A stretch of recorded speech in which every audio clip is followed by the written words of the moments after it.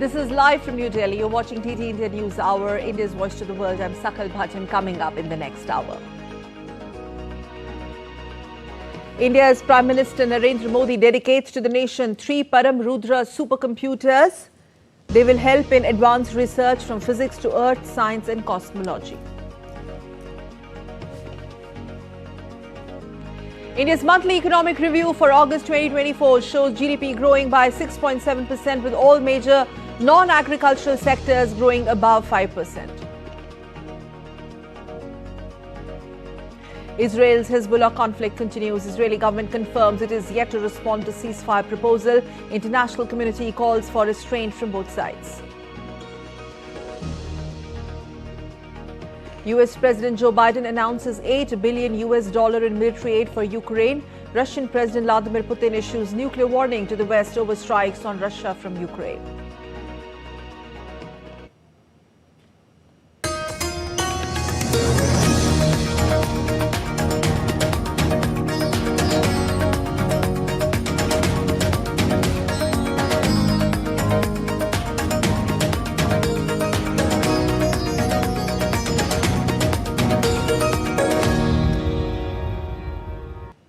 In a significant step towards making India self-reliant in supercomputing technology, India's Prime Minister Narendra Modi on Thursday dedicated 3 indigenously developed Param Rudra supercomputers to the nation. The 3 supercomputers have been deployed in Pune, in Noida in the state of Uttar Pradesh, and Kolkata. Param Rudra is designed to tackle complex computational challenges, marking a significant milestone in India's journey towards technological advancement and self-reliance. Well, I get you more details in the report that follows. In line with his commitment to make India self-reliant in the field of supercomputing technology, Prime Minister Narendra Modi dedicated to the nation 3 Param Rudra supercomputers worth around rupees 130 crore, developed indigenously under the National Supercomputing Mission or NSM. Virtually launching 3 Param Rudra supercomputers, a significant step in India's push for scientific and technological advancement, Prime Minister Modi spoke about how several historic initiatives like Make in India and Startup India are central to New India's story. आज का नया भारत विकास और technology में केवल बाकी दुनिया की बराबरी करके संतुष्ट नहीं हो सकता। नया भारत अपने वैज्ञानिक अनुसंधानों से मानवता की सेवा को अपनी रिस्पॉन्सिबिलिटी मानता है। यह हमारा दायित्व है। अनुसंधान से आत्मनिर्भरता, साइंस फॉर सेल्फ रिलायंस, आज ये हमारा मंत्र बन चुका है। Prime Minister Modi also shared his vision on significance of strengthening scientific and research temper in India's future. Bharat की फ्यूचर जनरेशन में साइंटिफिक टेम्पर मजबूत हो, इसके लिए स्कूलों में 10,000 से ज्यादा अटल टिंकरिंग लैब्स भी बनवाई गई है। स्टेम सब्जेक्ट्स की एजुकेशन के लिए स्कॉलरशिप भी बढ़ाई गई है। इस साल के बजट में 1 लाख करोड़ रुपए के रिसर्च फंड की घोषणा भी की गई है। Dedicating the supercomputers to young India, Prime Minister Modi recalled his promise of providing additional 25 days for the youth of the country. मेरे तीसरे कार्यकाल की शुरुआत में मैंने युवाओं के लिए 100 दिन के अलावा 25 अतिरिक्त दिन देने का वादा किया था। उसी क्रम में आज मैं ये सुपर कंप्यूटर्स देश के मेरे युवाओं को डेडिकेट करना चाहूंगा। India's own supercomputing technology marks a revolution of sorts in Make in India computing capabilities. Hence, Param Rudra only signifies India's computing technological prowess is moving in the right direction at the right pace.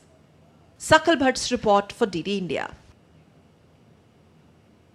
In other news, while pitching for a more representative, expansive and efficient United Nations Security Council, French President Emmanuel Macron has backed India's permanent candidature in UNSC in line with India's External Affairs Minister Dr. S. Jaishankar's standpoint at the United Nations of that of UN reforms. French President has put his weight behind making Germany, Japan, India and Brazil permanent members of the UNSC. It may be recalled that only 5 countries, namely US, China, Russia, France and the United Kingdom, have a permanent seat at the UNSC. Several countries, including the United States and France, have advocated very strongly for India to become a part of this powerful group permanently. However, China has been still against it. Here's more. The need for reform of the United Nations, especially United Nations Security Council, has long been felt as to effectively address its functioning in the contemporary world order. In fact, during the recently held Summit of the Future at the United Nations in New York, India's Prime Minister called for urgent reform of the institutions of global governance, including the UN Security Council. Success of humanity lies in our collective strength, not in the battlefield. और वैश्विक शांति एवं विकास के लिए global संस्थाओं में reforms आवश्यक है. Reform is the key to relevance. India's External Affairs Minister Dr. S. Jaishankar also echoed the same sentiment of reforming the United Nations and giving representation to Asia, Africa and Latin America, as well as Global South in the UNSC. Expansion and proper representation in the permanent category is a particular imperative. Asia, Africa and Latin America, the Global South, cannot continue to be shortchanged. They must be given their legitimate voice. Real change needs to happen and happen fast. India's bid for permanent seat at the UNSC has been supported by France at the UNGA session. France, as I reiterate here, is in favour of the Security Council being expanded. Germany, Japan, India, Brazil should be permanent members. The current structure of the United Nations Security Council is confined to just 5 permanent members which have veto powers. These are United States, China, France, Russia and the United Kingdom. Presently, India has the support for its bid to be permanently represented in UNSC from the following countries. So by and large, India's stature in the world has been recognized by all the important organizations, and its bid for permanent membership of United Nations Security Council has been backed by a majority of countries, and it is only a matter of time when India's quest for an equitable, just rules-based international order with the voice of Global South, Africa, Asia and Latin America will be heard in the highest echelons of the world body. Bureau Report, DD India. India's Ministry of Finance on Thursday released the monthly economic review for August 2024, highlighting key economic indicators and trends in India during the month. Economic momentum continued in first quarter of financial year 2025. GDP grew by 6.7%, with all major non-agricultural sectors growing above 5%, and both private consumption and fixed investment showed positive trends in first quarter of the financial year 2025. Kharif sowing has progressed well, enhancing prospects for healthy agricultural production this season. Headline retail inflation has also remained benign in August, with softening food inflation and steady core inflation. The foreign exchange reserves have reached historically highest levels. Overall growth is expected to remain steady in the subsequent quarters. The Ministry of Labour and Employment and Amazon has signed a Memorandum of Understanding in New Delhi today. The MOU marks a significant step towards enhancing employment accessibility in India. The MOU was signed in the presence of Union Minister of Labour and Employment and Youth Affairs and Sports, Dr. Mansukh Mandavia, and Union Minister of State for Labour and Employment and Micro, Small and Medium Enterprises, Shobha Karanjle.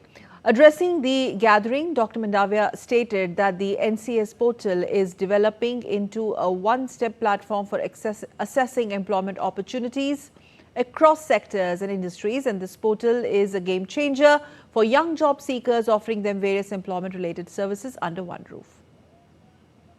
आज ये महत्वपूर्ण MOU इसलिए है कि Amazon एक global technology platform है और ये प्लेटफॉर्म के द्वारा कई टाइप के IT सेक्टर में, ई-कॉमर्स में और event management, skill man power जैसे कई सेक्टर में जॉब उपलब्ध होती है. And still to come on DD India. Coming up next, tensions escalate sharply in South China Sea.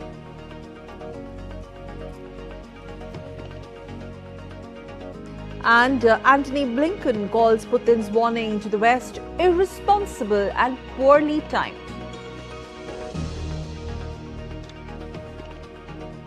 European Commission proposes to allocate 120 million euros to directly support farmers from Bulgaria, Germany, Estonia, Italy and Romania.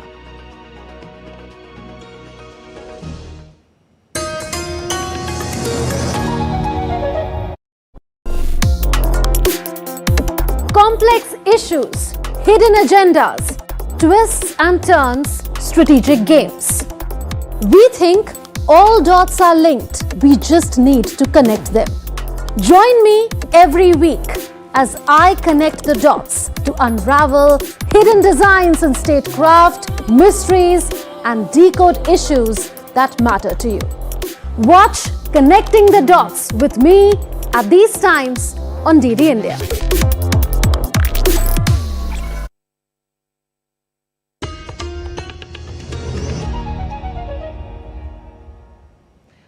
You're watching DD India News Hour. I'm Sakal Bhatt. Welcome back. Let's move on now. Israel has intensified its precise airstrikes on Lebanon, targeting areas linked to the militant group Hezbollah, which is backed by Iran. And this escalation follows a series of cross-border exchanges that raise fears of a wider conflict. Amidst ongoing violence, Israel has denied reports of agreeing to a US and France proposed ceasefire, with Hezbollah asserting that military operations will continue.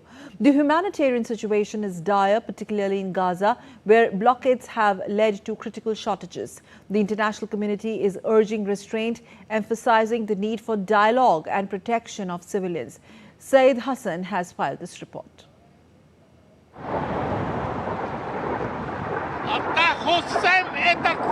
The West Asia remains a focal point of global concern as escalating conflict and humanitarian crises continue to unfold. Israel has intensified its strikes on Lebanon, targeting areas it claims are associated with militant group Hezbollah backed by Iran.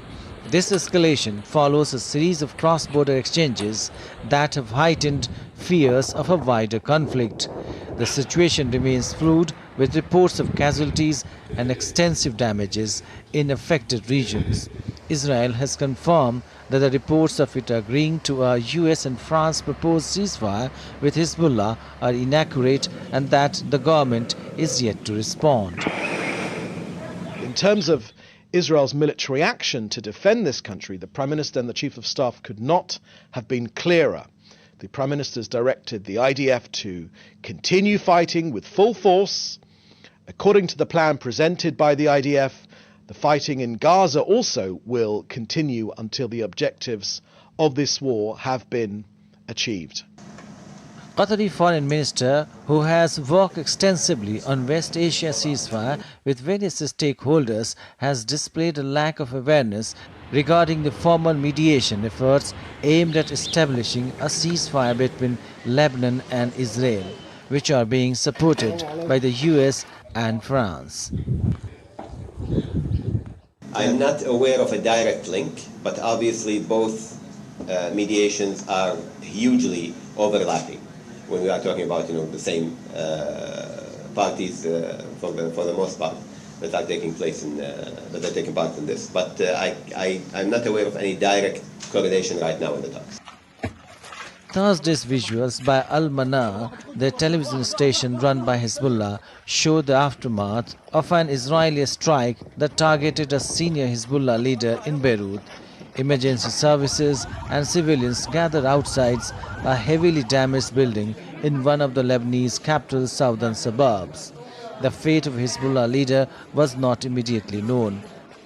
The strike hit near a part of southern suburb where several of the Lebanese armed groups' facilities are located, but where many civilians also live and work. The humanitarian crisis is particularly severe in Gaza. The blockade has led to shortages of essential supplies. Aid organizations are struggling to provide relief amid ongoing gun battle between Hamas and Israeli forces deep inside Gaza. The international community is calling for restraint from both sides. The United Nations has urged for a ceasefire and has highlighted the importance of protecting civilians during military operations. However, political divisions among major powers complicate the prospect for a unified response. Syed Afsarul Hassan reporting for DD India. Well, in recent weeks, tensions in South China Sea have escalated sharply, marked by intensified military maneuvering and diplomatic exchanges. China has significantly increased the military exercise near Taiwan in response to recent U.S. arms sales to Taipei and growing support from Japan. Well, notably, Japan has sent its warships, the Sazanami, through the sensitive Taiwan Strait for the first time, asserting its commitment to freedom of navigation amidst rising hostilities. Syed Afzarul Hassan of DD India provides more perspective on all the developments taking place. Over the past few weeks, military maneuvers and diplomatic exchanges have intensified over South China Sea. China has ramped up military exercises near Taiwan, conducting drills that simulate an invasion. These exercises follow a series of US arms sales to Taiwan and increased support from Japan, which has expressed solidarity with Taipei. Amid growing enmity, Japan has sent its warship through the sensitive Taiwan Strait for the first time to assert its freedom of navigation. The Sazanami entered the strait from the East China Sea on Wednesday morning, spending more than 10 hours sailing south to complete the passage. The three ships' transit comes a week after the Chinese aircraft carrier sailed for the first time between the two Japanese islands near Taiwan. China has protested over the development and urged Japan to refrain from disrupting cross-strait stability. The government of Japan fully understands and respects this position of the Chinese government and adheres to its position under Article 8 of the Potsdam Declaration. We urge the Japanese side to exercise prudence in words and deeds on the Taiwan question and not to disturb China-Japan relations and peace and stability in the Taiwan Strait.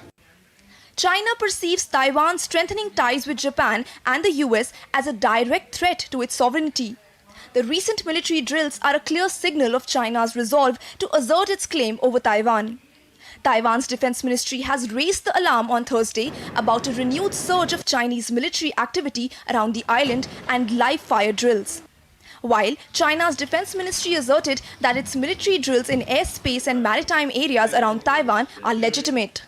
It is legitimate for the People's Liberation Army to have exercise in airspace and maritime area around the Taiwan island, where we will continue to strengthen combat readiness and organize regular military exercises. As the situation continues to evolve, the world watches closely. The international community has expressed concern over the rising tensions.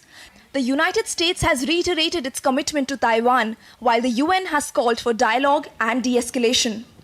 Syed Afsarul Hassan's report for DD India. US President Joe Biden has said that he will be providing Ukraine with military aid amounting to nearly $8 billion ahead of a meeting with his Ukrainian counterpart, Volodymyr Zelensky. President Biden announced a surge in security assistance for Ukraine on Thursday, and this is coming close on the heels of Russia conducting another round of massive combined strikes on Ukraine's energy system overnight. Dheeraj Das gets us more. As the Russia-Ukraine conflict entered its 944th day on Thursday, Russian Defense Ministry released a video showing what is said to be the destruction of a drone assembly line and storage facility of the Ukrainian engine-building manufacturer Motor Sich in Ukraine's Zaporizhia region. The ministry said up to 250 Ukrainian military UAVs of various types were destroyed as a result of an airstrike using half a ton of glide bombs UMPK-500. Russia also conducted another massive combined strike on Ukraine's energy system overnight. 3 power transmission facilities were targeted, including one in the southern Mykolaiv region. Parts of the western city of Ivano-Frankivsk were left without power. According to the Ukrainian Prime Minister, the attacks did not achieve their goal and Ukraine's energy system was operating in a balanced mode. Kiev's military said Russian forces fired 78 attack drones and 6 missiles over various regions across the country during the hours-long attack. A day after Russian President Vladimir Putin warned the West of using nuclear weapons if it was struck with conventional missiles, the Kremlin on Thursday said that changes to Russia's nuclear weapons doctrine outlined by President Putin should be considered a signal to Western countries that there will be consequences. Yes, this should be considered a certain signal. This is a signal that warns these countries of the consequences in the event of participation in an attack on our country by various means, and not necessarily nuclear ones. Meanwhile, the U.S. Secretary of State Antony Blinken called Russian President Vladimir Putin's warning to the West about nuclear weapons as irresponsible and poorly timed. Ukrainian President Volodymyr Zelensky has thanked U.S. President Joe Biden and the U.S. Congress for a new military aid package worth more than $8 billion, saying Ukraine will use it in the most efficient and transparent manner. The aid includes the first shipment of a precision-guided glide bomb called the Joint Standoff Weapon, with a range of up to 81 miles. As the conflict drags on, Britain on Thursday sanctioned 5 vessels and 2 associated entities involved in the shipping of Russian LNG, with the government saying it was using new legal powers for the first time to target LNG vessels directly. Ukraine is at a crucial juncture in the 31-month conflict as Russian forces steadily capture more territory in the eastern Donetsk region. Dheeraj Das's report for DD India. And getting you some updates from Germany. In Berlin, authorities in Brandenburg in eastern part continue to prepare flood defenses and plan to evacuate affected areas if necessary. Authorities have put highest warning level on a 4-stage scale for a segment of the Oder River along the German-Polish border, where rising waters have already breached banks in some rural areas. This follows significant flooding in Central Europe last week. On Monday, the European Commission proposed to allocate 1,197 million euros from the Agricultural Reserve to directly support farmers from Bulgaria, Germany, Italy, Estonia and Romania, while German environmental groups are advocating for special insurance to protect agricultural businesses. And Lars Holter is with DW and joins me live from Berlin to understand the current situation. Lars, thank you for joining. So what can you tell us about this new initiative?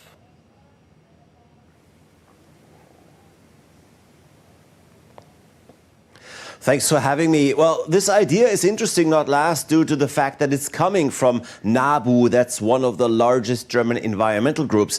They're an activist group that has in the past stopped entire infrastructure projects, roads, airports, wind parks, to protect some critters that might have made a home wherever a new project was planned.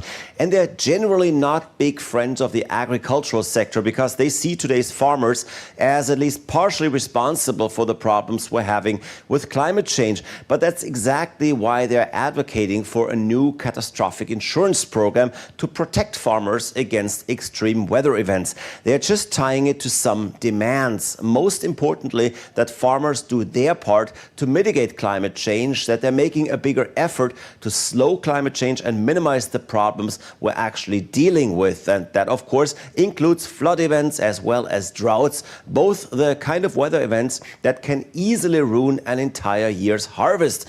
And with regards to flood, in a very short time, just this year, we've had hundreds of farmers whose fields had flooded and who had to write off their entire harvest of mostly wheat, corn, potatoes, but also salad and vegetables. All right, having said that, what can and how can farmers do to better protect the climatic conditions?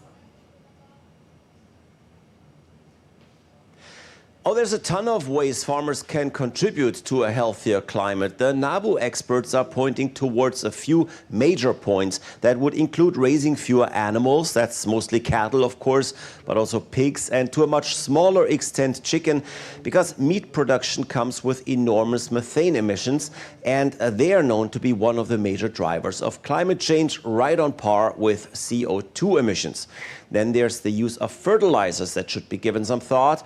And there's also monocultures that environmentalists have long said need to be reduced and exchanged for more traditional farming methods like crop rotation that would strengthen the soil, help prevent plant diseases, and also create a more diverse environment for insects, which again are hugely beneficial to agriculture itself. So there's lots of ideas, and the group says that if farmers make a better effort to follow some more environmentally friendly concepts, then they should certainly be better protected against all the other risk their business comes with.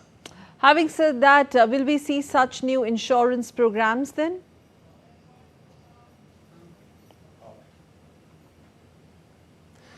Well, for now, this is just an idea, an initiative. Actually, putting it all together would be a major undertaking. For now, the government is already helping farmers out, but they can't cover everything. The state of Bavaria, for example, runs an insurance program that protects farmers against too much rain and against floods caused by that rain if it falls on their fields. However, if a flood is caused by something other than rain onto that particular field, like high water levels in general in rivers, dam breaches and such, that is not currently covered. And the insurance sector says these kind of events can't be insured.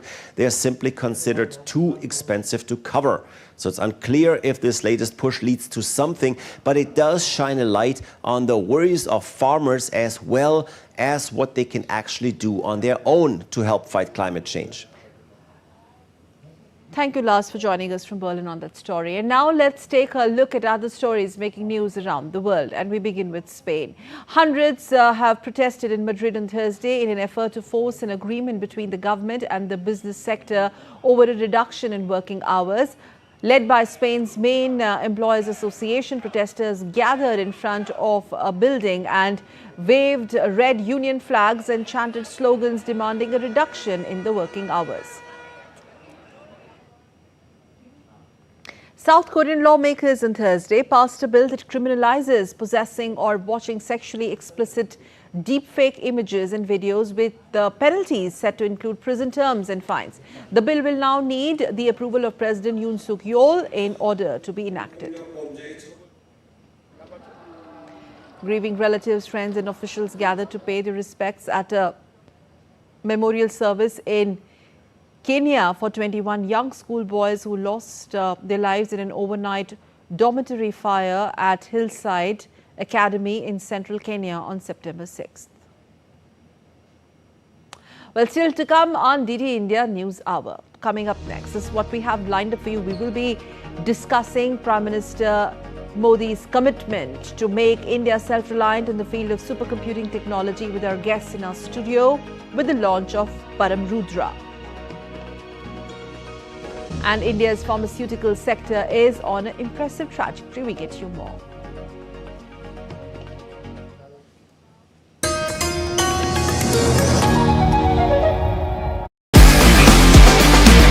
On multiple hats in the Indian sports bodies and the international sports bodies. It's for India is very, very important for us, and it's not only to me but for the country. They act as a catalyst to put yoga on a different level. It's a pet project as far as the Prime Minister is concerned. He himself is very keen on yoga and is always there promoting yoga.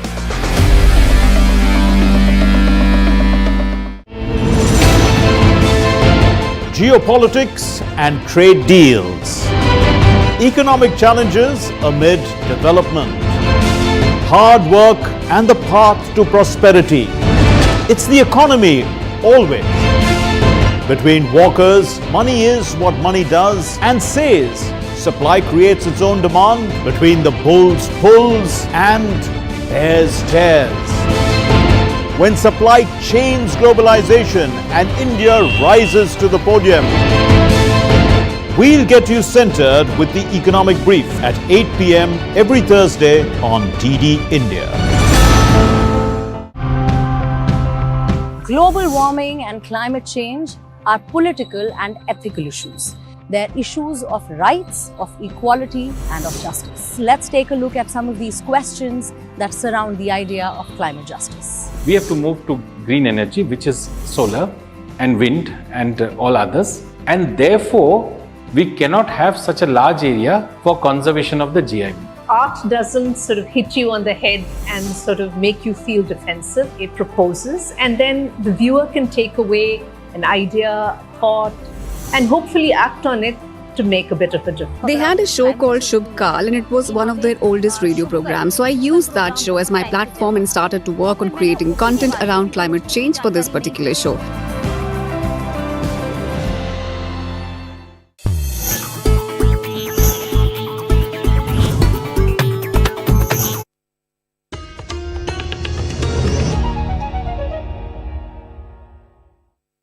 I'm Sakal Bhatt, and before we move on, let's do a quick recap of the top stories we're tracking at this hour.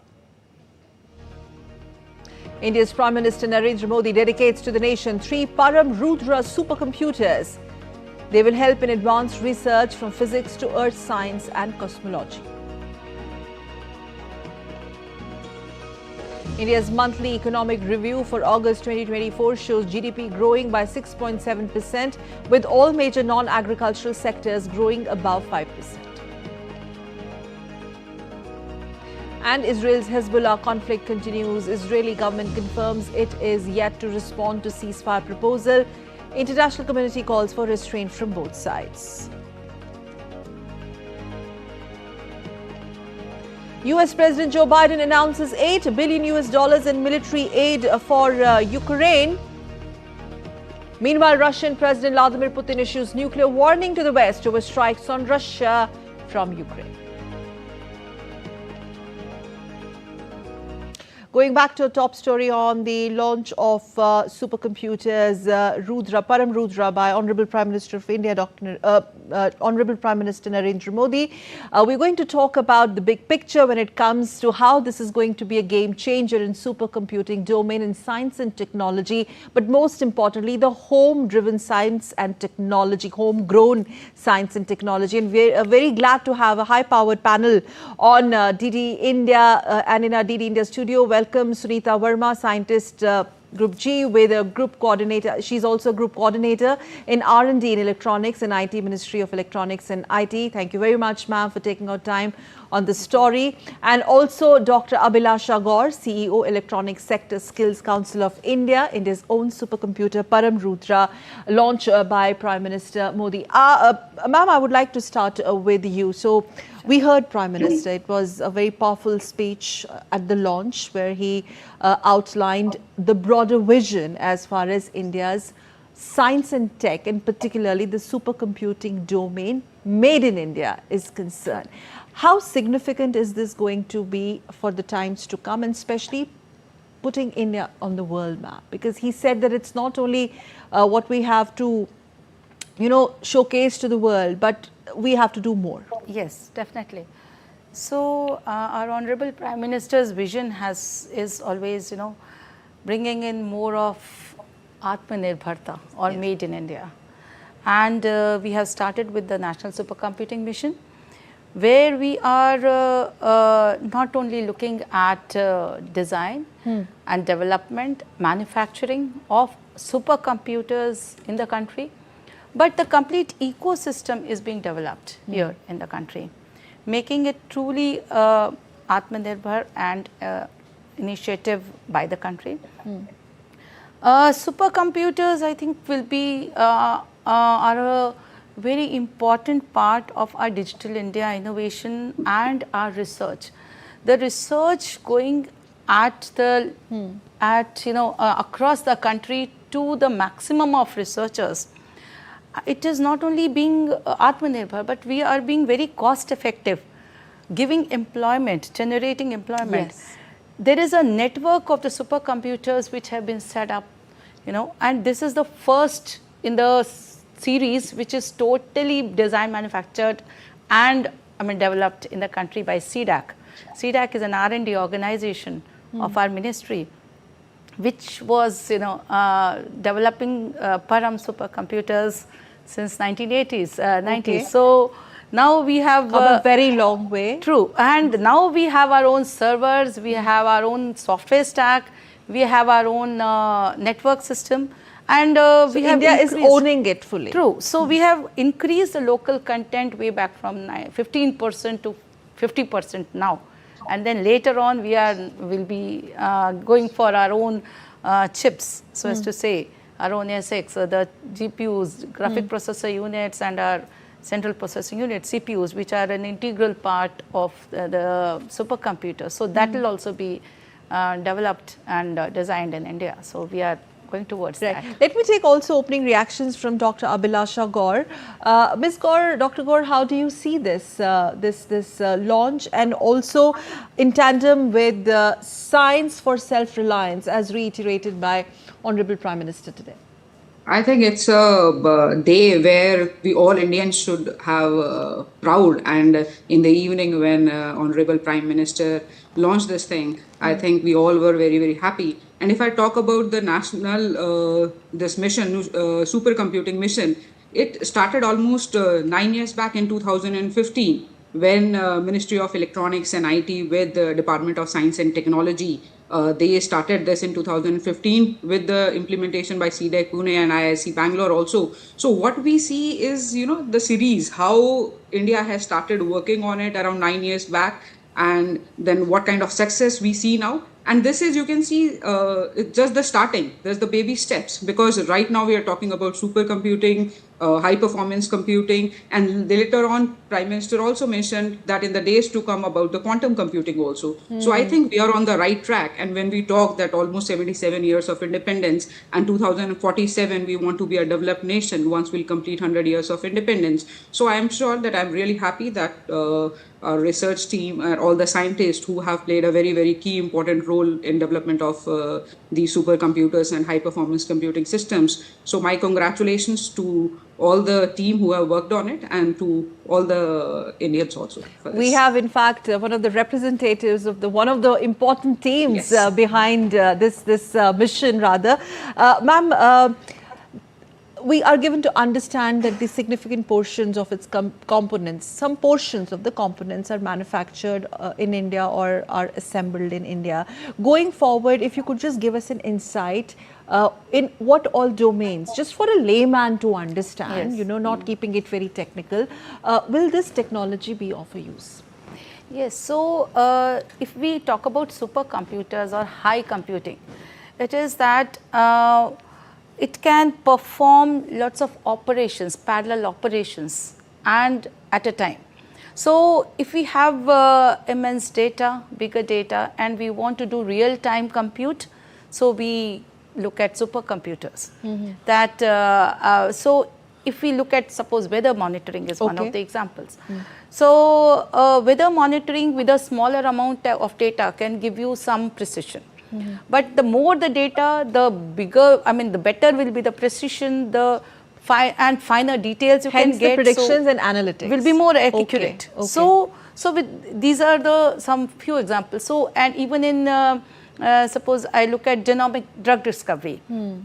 So there are proteins, there are DNAs.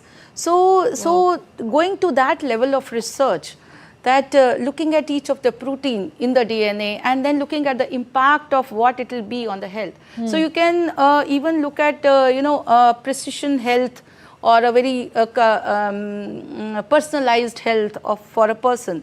So if a patient is responding to a certain medicine and what will be the effect. So if you want to get that amount of data and predictions, then there is flood monitoring. So if you have an early detection of flood, so we have some certain I'll say grand challenges or applications that we are looking at. There are 5 of them. So one of them is early prediction of flood.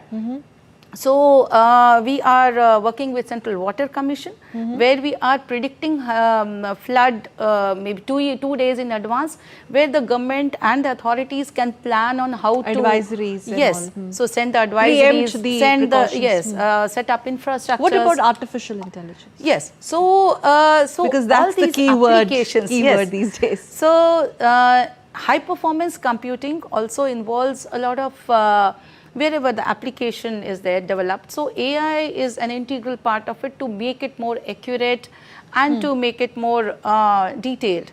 So AI, so we have one Param AI 410 AI petaflop system, which is being used at present for all AI applications by researchers, by startups, by MSMEs, for the AI based application. So AI as well as HPC goes hand in hand. In fact, the systems which Honorable PM has dedicated to so most of them will be for these HPC AI applications. Okay. Let me take this question to another guest, Dr. Gaur. Dr. Gaur, there was also very significant mention of Young India and how this technology has been dedicated to youth of the country. And if you look at the speech and the PIB release also talks about the humongous amount of skill training as a run-up to this launch, and this is just the beginning. If you could also share some insights. Yes, some of the key insights, if I tell you, when he started the speech and Honorable PM said that this is innovation ki parampara, what we are starting. And he also said that we are building an ecosystem for semiconductors. And Sunita Ma'ams comes from Ministry of Electronics and IT. And in December 2021, when Indian Semiconductor Mission was launched, and now we see a lot of announcements which are coming up. Already Tata have announced their fabrication unit in Dholera in Gujarat, CG Power, Micron, and almost 7-8 more companies who have announced right now. So already when we are talking about that India wants to be one of the key partner in the supply chain, not only for India but for the world. So definitely skilling becomes very, very important, because when we are saying that come to India and make in India for the world, so definitely all the companies who are coming to India with the confidence that they'll be getting a good ecosystem. So it's not only about the infrastructure and the government policies or ease of doing business, but human resource is a very, very key factor. That is the reason all these companies are coming to India also. So skilling is definitely plays a very, very important role. And let it be in terms of computing or in terms of semiconductors. So there is a separate ministry also now, which completes 10 years now, that Ministry of Skill Development and Entrepreneurship, which focuses on skilling. And in India, as we say, that we identify 36 sectors where anybody can get employment. So it can be like automobile, it can be aviation, construction, banking, electronics, IT, green jobs. And for each and every these 36 sectors, so government has made a specific sector skill council, so that a focused approach can be there. So right now, like I represent Electronic Sector Skill Council of India. So same way we have 35 more sector skill councils, and we work very closely not only with MSDE but with METI also for various capacity building programs. So definitely one more thing I would like to add, that now a lot of things are coming into, you can say, sync, because earlier the schools, the colleges, the universities, the ITIs, everybody was doing their work, but on a different, you can say, ways. But now a national credit framework has been launched. Now, whichever courses you are doing, so a credit-based system is there, and there is an academic bank of credit. So either you are doing a short-term course also on skilling or upskilling after you're completing your graduation or while pursuing your BTech also. So in your academic bank of credit, in your DigiLocker, all the credits gets in there, and that is how it helps the employer also to take a note, okay, if somebody is coming, how they'll be more employable. So definitely a lot of work is happening in skilling also.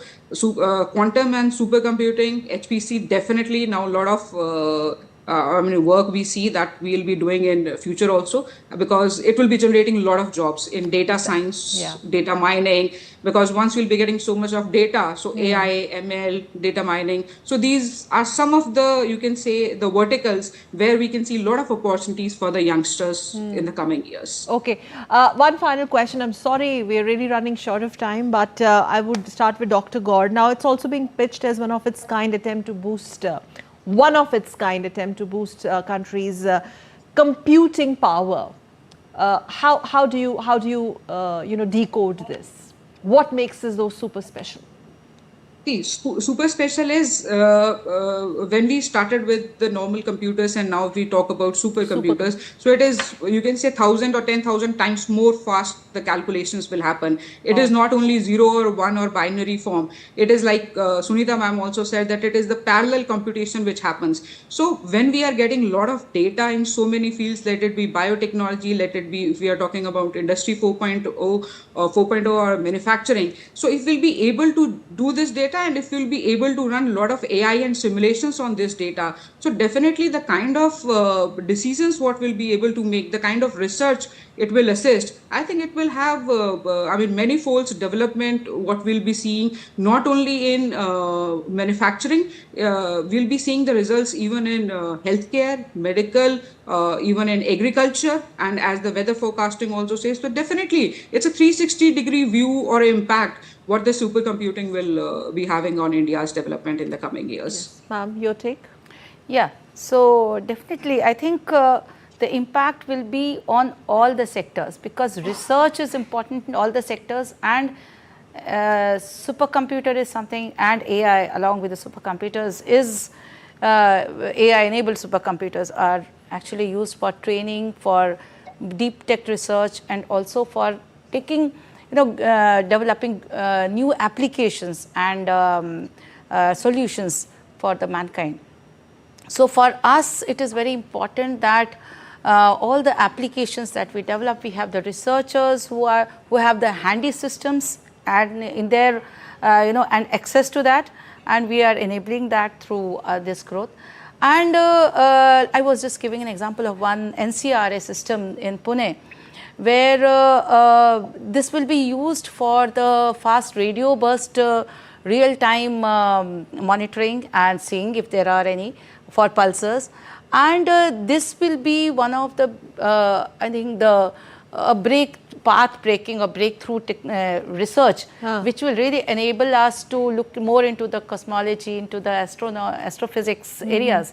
So that and from there, if you look at agriculture, farmer, so the research, deep tech research will also enable the farmers to get better quality seeds, look at the weather, get very precision farming. So it is cutting across all the areas, and because of the enablement of our local, or I'll say indigenous supercomputers, along with I'll say the manufacturing, I'll emphasize on that. Vividian is our partner, and Keynes is also one of the partners for manufacturing. So having all of it in-house matters a lot. And we are not stopping here. We'll be going together for upwards and onwards. Yes, this is just the beginning. For more of local content along with the chips and our own systems. I think towards the exascale is what you talk about the supercomputer, but at the end of it, I think even behind making that supercomputer, it's a super brain of a human being. Definitely. And that's the team that has worked under the leadership of Prime Minister Narendra Modi. Definitely. Thank you very much, Dr. Abhilasha Gaur for joining us, and also thank you very much, Sunita Verma ji, for joining us. And Param Rudra, India's clearly supercomputing powerhouse, is there to rule. And both of you explained to us what makes the system an extraordinary computing superpower. Thank you very much. Thank you for joining us. Thanks. And now let's move on to some other stories on this broadcast. India's pharmaceutical sector is on an impressive trajectory. The pharma sector is expected to reach 65 billion by 2024 and anticipated to double its value to $130 billion by 2030. Now, India looks to position itself as the pharmaceutical innovation hub, offering high-tech solutions and global compliance standards. So what's the way forward for the pharma sector? DD India's Anil Thomas has the details. India is no longer the pharmacy of the world, but is emerging as the hub of innovation in pharmaceuticals. This has been possible through delivering affordable, quality-assured medicines and addressing the unmet needs of patients worldwide. With pharmaceutical exports to over 180 countries, India is now the capital of generic medicines in the world. Drugs and pharma and Meditech is the fourth largest merchandise export from India. 9 out of top 25 generic firms are located in India. And going forward, our contribution to the humankind will increase. Indian pharmaceutical industry has achieved high growth rate, largely in terms of volumes, during the last 2 decades and has seen a strong footprint globally in generic segment and is the third largest in terms of volume and 13th largest in terms of value. A report on the future of pharma industry was also released in the annual Pharma Awards. The AI-related drug discovery market in India has grown at a pace of around 39% CAGR, and it was in 2021 around 13.8 billion, and is likely to reach about 310 by 2031. From just being a medical tourism hub and a producer of few affordable medicines, we will soon see India becoming the pharmaceutical innovation hub of the world. ASSOCHAM Pharma Excellence Award for 2023-24 were given across various categories. Mankind bagged the Pharma Company of the Year, while Martin & Harris bagged the Excellence in Supply Chain Logistics and Good Distribution Practices. Importance of it has been felt because in pharma industry, as the PM has been always stressing on Gati Shakti, that's the new project the PM and government has launched. It enforces the importance of supply chain and distribution in this country, and because no sale is complete unless and until the goods reach to the last end, and COVID has taught us this lesson. As Indian pharmaceutical companies shift from traditional generic manufacturing to pioneering novel drugs and high-tech solutions, the sector is not only enhancing its global presence but also contributing significantly to improving patient outcomes worldwide. Anil Thomas, DD India, New Delhi. The World Bank has expressed its commitment to support Sri Lanka's economic recovery, recognizing that while the country's economic reset requires continuous focus, the opportunities for growth and development remain significant. Meanwhile, International Monetary Fund Managing Director Kristalina Georgieva has confirmed that the IMF is eager to work with Sri Lanka's newly elected President Anura Kumara Dissanayake to build on the country's recent progress. Well, earlier on Wednesday, President Dissanayake, in a national address, announced plans to begin discussions with the International Monetary Fund and conclude debt relief talks with external creditors.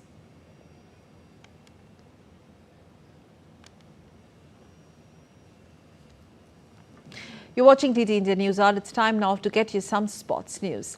India's Union Sports Minister Mansukh Mandavia has felicitated India's chess Olympiad heroes after their historic victory in Budapest. Each player received a cash reward of ₹20 lakh for their gold medal triumph in both the open and women's sections. And this triumph signals India's growing dominance in global chess, with young stars pushing the boundaries. September 22, 2024. The day will shine forever in Indian sports history. The Indian chess teams achieved an unprecedented feat at the Chess Olympiad in Budapest, winning gold in both the open and women's sections. Upon their return to India, the celebrations have been non-stop.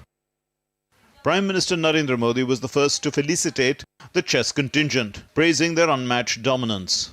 Soon after, the Indian Sports Minister Mansukh Mandavia honoured the champions with a cash reward of 2 million rupees each, acknowledging their stellar performance. जब आप medal ला के आते हैं और जब medal जीतते हैं और तिरंगा झंडा पीछे करके खड़े रहते हैं, झंडा ऊंचा करते हैं, तो देश के हर नागरिक जो देखते हैं उसके मन में प्राउड फील होता है कि ये मेरा देश का झंडा स्पोर्ट्स में ऊपर रहा। सरकार ने, मोदी जी ने विज़न रखा है कि 2036 में हमें देश को स्पोर्ट्स सेक्टर में 1 to 10 पोजीशन में लाना है, 1 से 10 में लाना है। भारत सरकार की तरफ से उनको राशि भी यहाँ पे प्राप्त हुई कि जो आगे चल के ये बच्चे और अच्छा परफॉर्म कर सके और पूरी तरह से हम भी कोशिश कर रहे हैं कि खेल में, जैसे पहले भी हमने कहा था कि ओलंपिक को लेके हमें बहुत सारी तैयारी करनी है, क्योंकि जो मिशन हम रख रहे हैं कि 2036 में ओलंपिक हमारे इंडिया में होना चाहिए, तो उसी तरह चेस को भी हम आगे कैसे लेके जा सकते हैं कि ज़्यादा से ज़्यादा स्कूल से बच्चे, कॉलेज से बच्चे चेस की तरफ आए और अच्छा परफॉर्मेंस दे, क्योंकि चेस खेलना एक ब्रेनस्टॉर्मिंग भी हम बोल सकते हैं कि उसके माध्यम से बच्चों को बहुत उनके फ्यूचर के लिए हेल्प हो सकता है। India's young chess icons are taking the game to the next level. They are the present, the future, and the world is watching. They express their happiness on creating history. For me, it's very, very special because I started Olympiad when I was 13 with a lot of dreams and hope that I wanted to see women team on the podium. And it's been a long journey, and I'm so glad that finally I could fulfill my dream. We took a commanding lead as the tournament began, and we never left it. We scored 21 out of 22 points, which is the highest ever. And I think even if we play again, it will be hard to break that record. This double delight at the Chess Olympiad is clear evidence to India's growing supremacy in world chess. With such young, fearless talent leading the charge, the future looks bright. The day is not far when the world would likely witness an all-India final at the World Chess Championships. Narayan Singh's report, DD India. And in cricket, Team India is all set to face Bangladesh in second and final test at Kanpur's Green Park Stadium. Bangladesh has a tough task ahead as India not only showcased its dominating performance in first test but also retained #1 spot at World Test Championship points table. Here's a pre-match preview.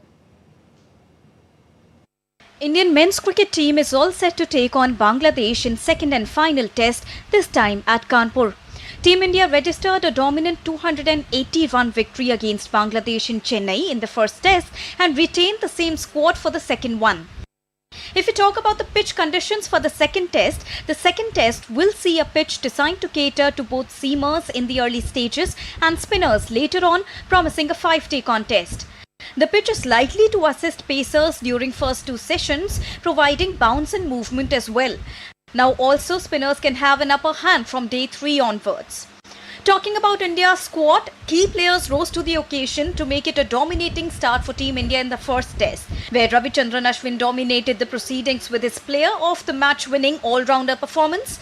In the first innings, he came into bat at 144 for a loss of 6 wickets and scored 113 alongside Ravindra Jadeja to bail India out of trouble. Jasprit Bumrah led the bowling attack with 4 for 50 in the first innings to give India a mammoth lead of 227 runs, which was turned into a 514-run target with centuries from Shubman Gill and Rishabh Pant. With its dominating performance, Team India retained top spot in World Test Championship points table, with Bangladesh slipping down to number 6. The second test will be crucial for both, and especially Bangladesh, as they would be eyeing on World Test Championship crucial spot as well.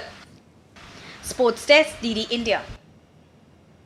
Well, that's it for this edition of DD India News Hour. But let us know your thoughts on the news of the day. For those on the go, you can get all the latest news and updates from India and across the world on DD India mobile app. This app is available on both Android and iOS platforms. Scan the QR code on the screen to download now. And we will be back with more news as it breaks here on DD India. I'm Sakal Bhatt, and from all of us here in Delhi, thanks for watching DD India News Hour.